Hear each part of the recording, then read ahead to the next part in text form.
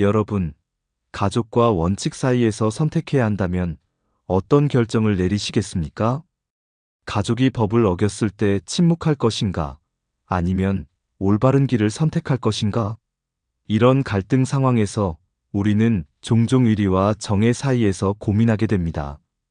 이런 선택의 순간 문득 대의멸친이라는 사자성어가 떠오릅니다. 개인적인 혈연관계보다 더 큰 공공의 이익과 정의를 우선시해야 할 때가 있다는 의미를 담고 있죠. 오늘 함께 살펴볼 대의멸친의 이야기는 약 2700년 전 중국 춘추시대 위나라의 신하 석작이 나라의 대의를 위해 자신의 아들까지 희생시킨 충격적인 사건에서 비롯됩니다. 이 이야기는 단순한 역사적 사건을 넘어 개인과 공동체, 가족과 원칙 사이의 갈등이라는 인류의 보편적 고민을 담고 있습니다. 석작은 어떤 상황에서 그토록 극단적인 선택을 했으며 그 선택이 우리에게 주는 교훈은 무엇일까요? 함께 살펴보도록 하겠습니다. 중국 춘추시대 기원전 8세기경의 이야기입니다. 주나라의 봉건제도 아래 수많은 제후국들이 존재하던 시기였죠. 그 중에서도 위나라는 황하유역에 자리 잡은 작지만 중요한 나라였습니다. 위나라의 장공은 현명한 군주로 알려져 있었지만 그에게는 치명적인 약점이 있었습니다. 바로 후계자 문제를 결정함에 있어 감정에 휘둘린다는 것이었죠. 위나라에는 석작이라는 뛰어난 신하가 있었습니다. 그는 날카로운 통찰력과 강직한 성품으로 장공의 신임을 받고 있었습니다. 석작의 얼굴에는 깊은 주름이 패여 있었고 수염은 희끗희끗 새어 있었지만 그의 눈빛만큼은 여전히 예리했습니다. 그는 항상 직언을 서슴지 않았고 장공은 그런 석작의 조언을 대체로 존중했습니다. 어느 날 장공은 석작을 궁으로 불러들였습니다. 궁중의 화려한 장식과 엄숙한 분위기 속에서 장공은 석작에게 중대한 결정을 알렸습니다. 석작경, 내가 환공을 후계자로 삼으려 하오. 그대의 생각은 어떻소? 석작은 잠시 침묵했습니다. 환공은 장공의 적자였지만 석작은 그가 후계자로 적합하지 않다고 판단했습니다. 환공은 성품이 나약하고 우유부단했으며 그의 이복 형제인 주우는 야심이 크고 권력에 대한 욕망이 강했기 때문입니다. 전하, 신은 환공을 후계자로 삼는 것에 반대합니다. 환공은 성품이 약하고 주우는 야심이 큽니다. 만약 환공이 왕위에 오른다면 주우가 반드시 그를 해칠 것입니다. 석작의 얼굴은 진지했고 그의 목소리에는 깊은 우려가 담겨 있었습니다. 그러나 장공은 석작의 충고에 귀를 기울이지 않았습니다. 석작경, 그대의 염려는 이해하지만 환공은 내 적자요. 그가 왕위를 이어받는 것이 도리에 맞소. 석작은 한숨을 내쉬며 고개를 숙였습니다. 그는 장공의 결정이 위나라에 큰 혼란을 가져올 것임을 예감했지만 더 이상 말할 수 없었습니다. 군주의 결정이 내려진 이상 신하로서 그는 따를 수밖에 없었습니다. 얼마 후 장공이 세상을 떠나고 환공이 위나라의 새로운 군주가 되었습니다. 석작의 예상대로 주우는 환공에 대한 질투와 원망으로 가득 차 있었습니다. 그는 밤낮으로 환공을 해칠 기회를 노렸고 마침내 그 기회를 잡았습니다.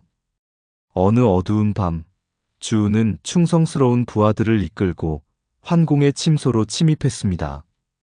잠에서 깨어난 환공은 공포에 질려 동생을 바라보았습니다. 주우, 네가 어찌? 환공의 말이 채 끝나기도 전에 주우의 칼이 그의 가슴을 꿰뚫었습니다. 환공의 눈에서 생명의 빛이 사라지고 그의 몸은 바닥에 쓰러졌습니다. 주우는 잔인한 미소를 지으며 환공의 시체를 내려다보았습니다. 형님, 이제 위나라는 제 것입니다. 주우는 환공을 시해한 후 스스로 위나라의 군주 자리에 올랐습니다. 그러나 그의 통치는 처음부터 불안정했습니다.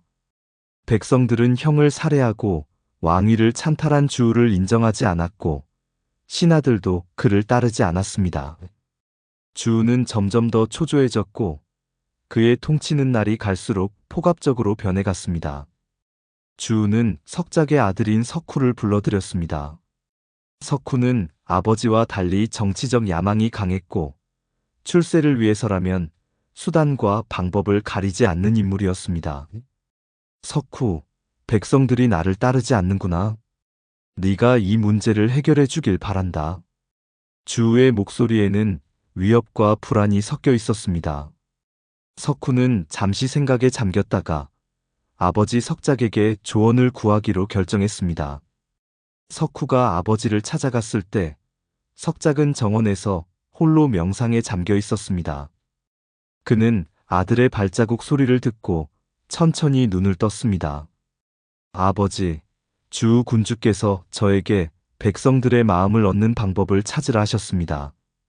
어떻게 해야 할까요? 석작은 깊은 한숨을 내쉬었습니다. 그의 눈에는 슬픔과 결의가 함께 담겨 있었습니다. 주는 형을 살해하고 왕위를 찬탈했다. 그런 자가 백성들의 마음을 얻을 수 있겠느냐? 하지만 한 가지 방법이 있다. 석작의 목소리는 차분했지만 그 안에는 무거운 결단이 담겨 있었습니다. 주에게 진나라로 가서 천자의 승인을 받아오라고 제안해라. 진나라공은 주 왕실과 친분이 두터우니 그를 통해 천자를 아련할 수 있을 것이다. 석후는 아버지의 조언에 기뻐하며 주에게 돌아갔습니다.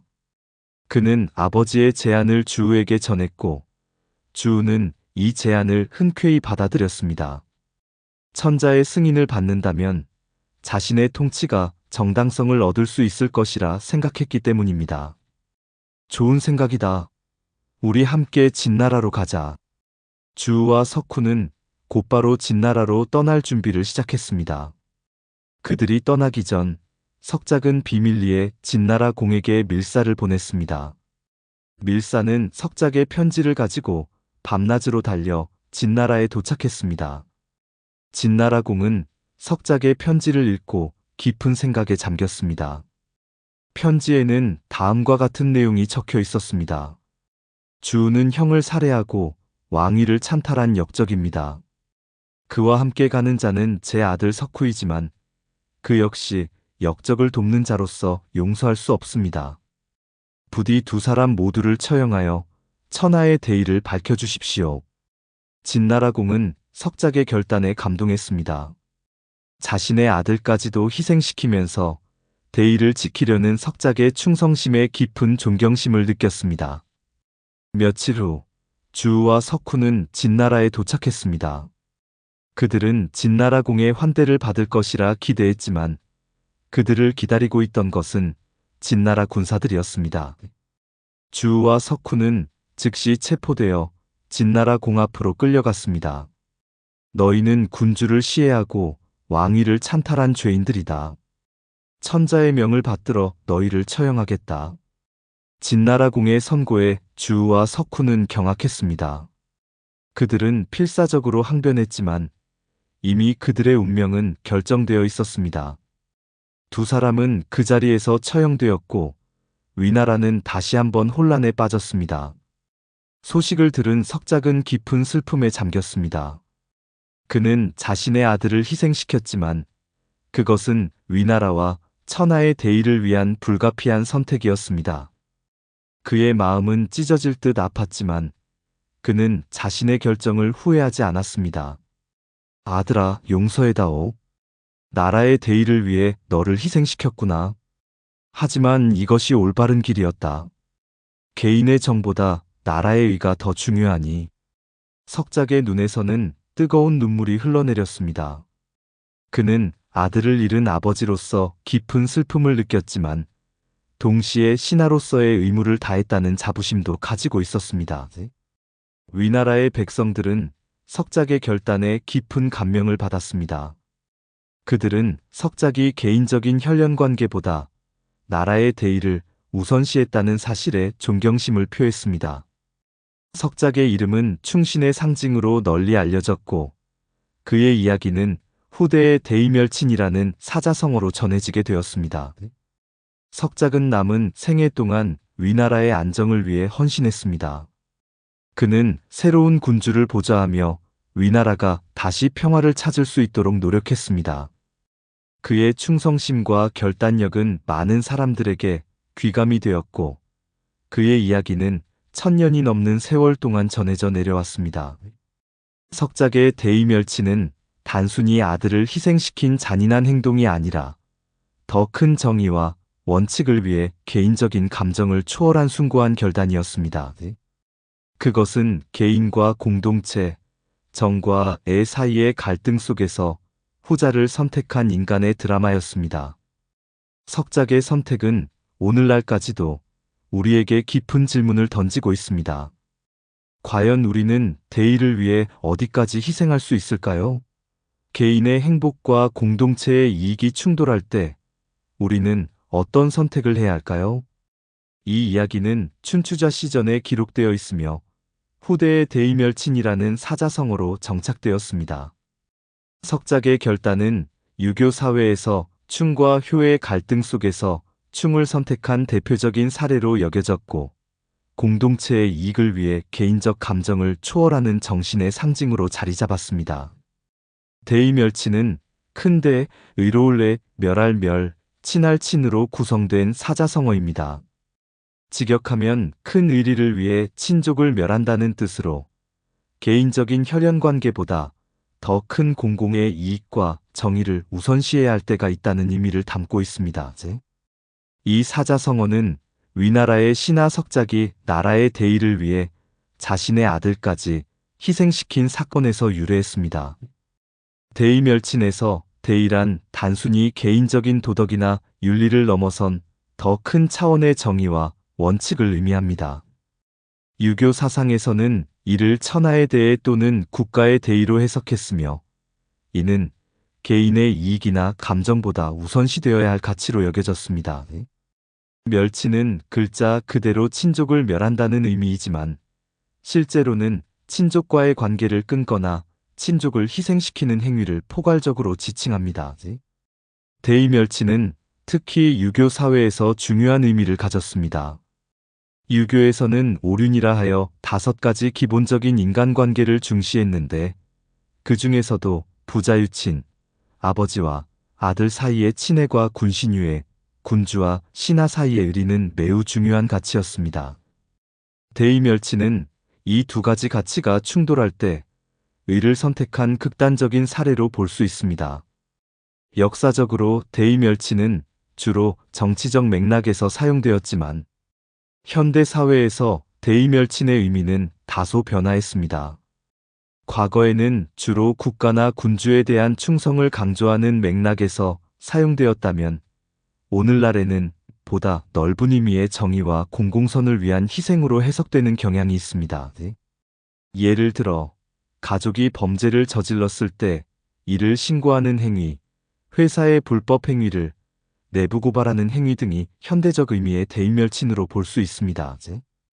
그러나 대의멸친의 가치관은 현대 사회에서 종종 비판의 대상이 되기도 합니다. 인권과 개인의 가치를 중시하는 현대 사회에서는 어떤 대의 명분으로도 개인의 기본적 권리를 침해하는 것은 정당화될 수 없다는 시각이 강합니다. 또한 대의라는 이름으로 자행된 역사적 폭력과 억압에 대한 비판적 성찰도 이루어지고 있습니다. 대의멸치는 또한 문화적, 사회적 맥락에 따라 다르게 해석될 수 있습니다.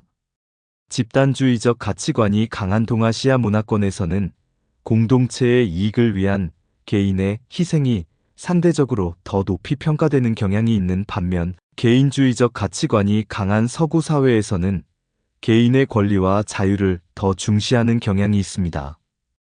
결국 대의멸친의 본질적 의미는 단순히 친족을 희생시키는 잔인한 행위가 아니라 개인적인 감정이나 이익보다 더 큰 정의와 원칙을 우선시하는 정신에 있습니다.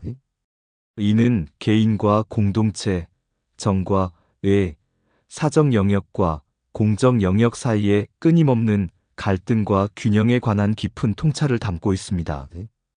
오늘날의 우리에게도 대의멸치는 개인의 이익과 공동체의 이익이 충돌할 때 어떤 가치를 우선시해야 하는가에 대한 중요한 질문을 던지고 있습니다. 대의멸치는 원칙과 가치의 중요성을 일깨워줍니다. 석작은 자신의 아들까지 희생시키면서 나라의 대의를 지켰습니다. 이는 개인적인 감정이나 이익보다 더 큰 원칙과 가치를 우선시했기 때문입니다. 현대 사회에서도 우리는 종종 원칙과 편의 사이에서 갈등을 겪습니다.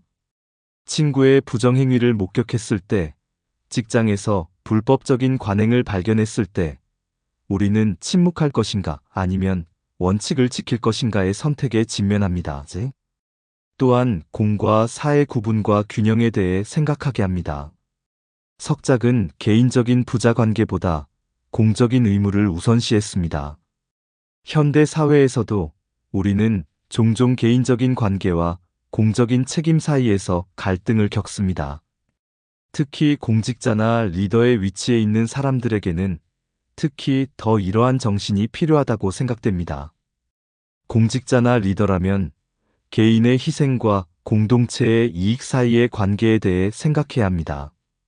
석작은 자신과 아들의 고통을 감수하면서 위나라의 안정과 질서를 지켰습니다. 개인의 이익이나 영달보다는 공동체를 더 먼저 생각해야 함에도 그렇지 않은 경우를 자주 목도하게 됩니다. 안타까운 일이 아닐 수 없습니다. 이처럼 대의멸친의 교훈은 우리가 개인의 이익과 공동체의 이익이 충돌할 때 때로는 개인의 희생을 통해 더 큰 공동체의 이익을 추구할 필요가 있다는 점을 일깨워줍니다. 이는 특히 공동체 의식이 약화되고 개인주의가 강조되는 현대 사회에서 중요한 가치입니다. 2700년이 넘는 시간이 흘렀지만 석작의 극단적인 선택이 우리에게 던지는 질문은 여전히 유효합니다. 개인과 공동체, 정과 의, 사적 영역과 공적 영역 사이의 갈등은 오늘날에도 계속되고 있기 때문입니다.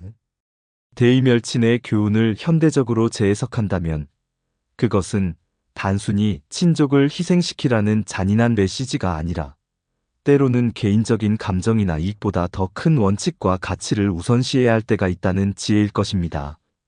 물론 그 더 큰 원칙과 가치가 무엇인지는 시대와 상황, 개인의 신념에 따라 다를 수 있습니다. 우리 각자의 삶 속에서도 대의멸친의 순간들이 있을 것입니다.